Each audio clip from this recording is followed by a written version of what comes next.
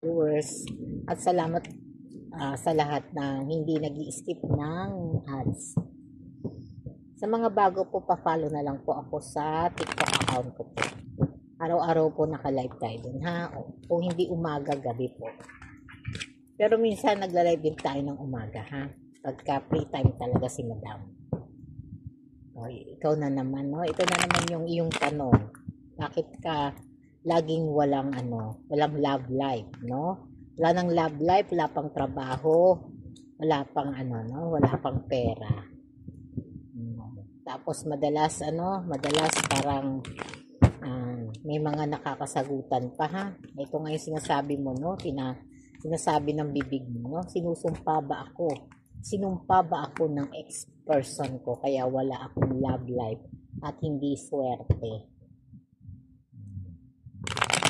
Lagi ka bang di makatulog sa gabi? Pumapasok ba siya sa isip mo?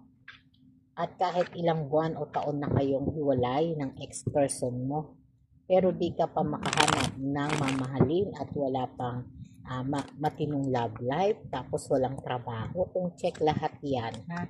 Ito ang kasagutan. Check na check ba? Tignan natin, ha? Kung isinumpa ka ba ng ex-person mo.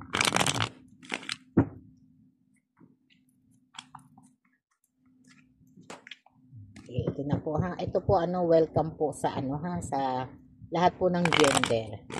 Pag nag-resonate para sa inyo, resonate sa inyo po ito. Bakit parang napakamalas, no? Hindi lang sa love life, ha?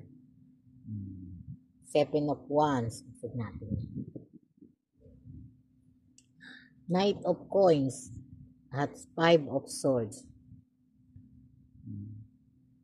Knight of Cups at 10 of Cups at 5 of Coins, no? Dalawa.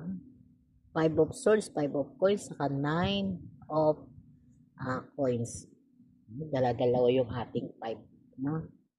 Dito, no, sasabihin natin ang sinasabi ng baraha para sa iyo, ha? Bakit nga ba, no? Parang napakamalas ng nangyayari sa iyo, no? Nang mula nung kayo'y nagkalayo ng iyong person. Ito na, ha? Sabi po dito, no, na may mga uma-attack, no? May mga na uma-attack sa iyo, ha? From all side ng buhay mo, no? Kaya madala